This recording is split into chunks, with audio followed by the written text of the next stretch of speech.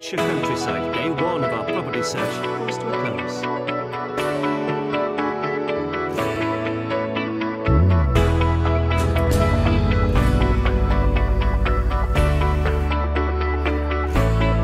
As the sun sets in North Wales, day one of our property search is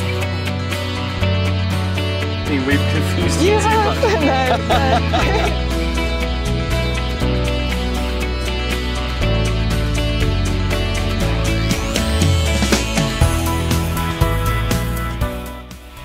I need to tell you, this would be a fantastic place to call home. If I just recap for you, okay, we started at the top of the building in the Sky Garden, those panoramic views, and then we think about those glorious apartments within the main body of the building, really spacious, open plan layout, super spec'd. You'd think it can't get any better, but ground level Granary Wharf is pretty magnificent. It is waterfront, a little oasis in the centre of Leeds.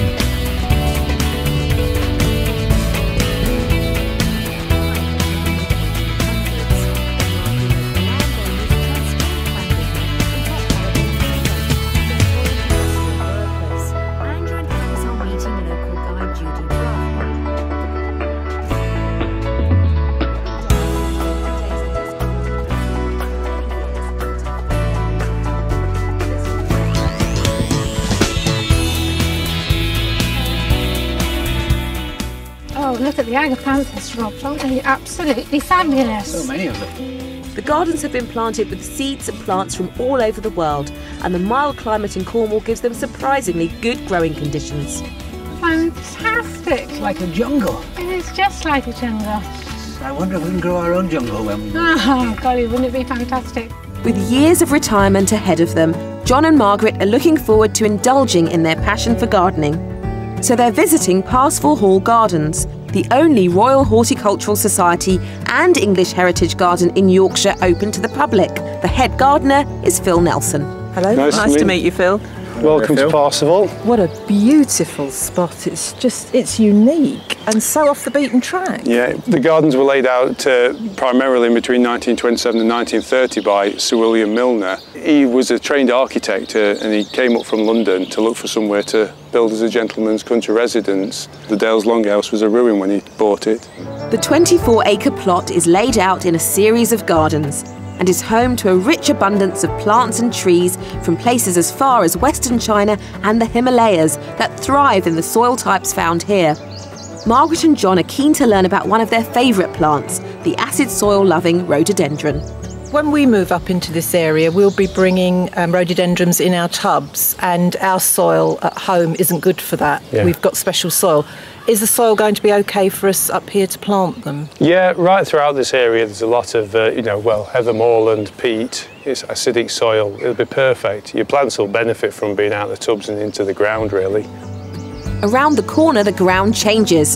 The North Craven fault line runs through the site, and right here it has pushed the limestone up through the gritstone layer to form a belt of rock, making it the ideal space for, you probably guessed, a rock garden.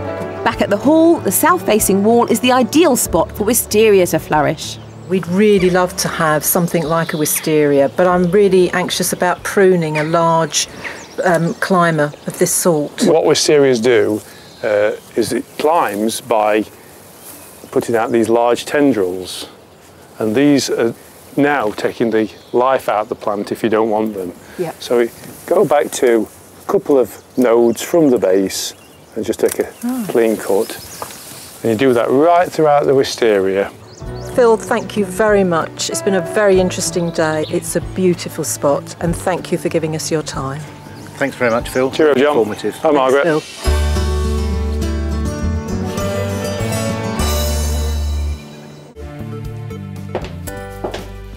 Now, this is actually an award-winning development, and easy to understand why.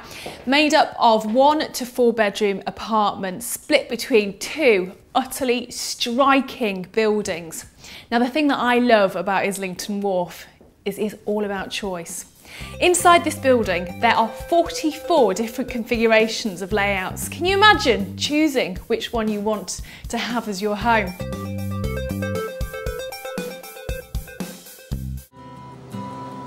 Earlier in the week, keen nature lovers Tanis and Andrew met with Rebecca Clunes from the RSPB Cymru to find out more about the Menai Strait, one of the most important conservation wildlife hotspots in Wales.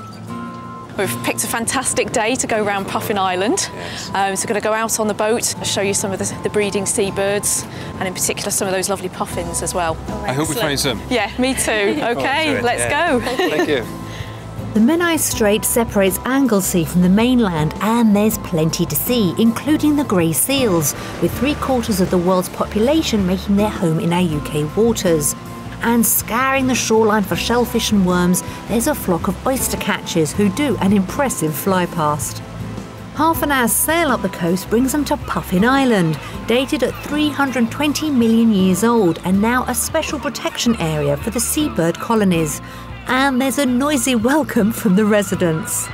So on this side of the island tends to be where the majority of the guillemots are nesting. They're on the ledges and they've got a special adaptation with the eggs. So instead of a round egg, which is usual, they've got a special shaped egg, kind of a pear-shaped. So if a bird comes onto the ledge and knocks the egg, it'll just roll round instead of rolling off the edge. Yeah. Amazing. So are there any puffins here now then? There are some puffins, certainly. Yeah. There's a lot of cracks or fissures. Yes. And this is where the puffins tend to be. Although it's called Puffin Island, yes. At the moment there aren't hundreds of puffins. Why is that?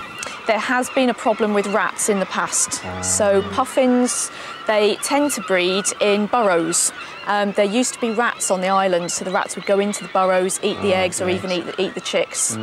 But in 1998, the Countryside Council for Wales eradicated the rats, and the puffins have started to make a comeback. That's good. Yeah. So there were some counts carried out recently, and there was about 50 individual puffins. Although Andrew and Tanis are relocating for practical reasons, their move will allow them to experience unique sites such as Puffin Island on a regular basis.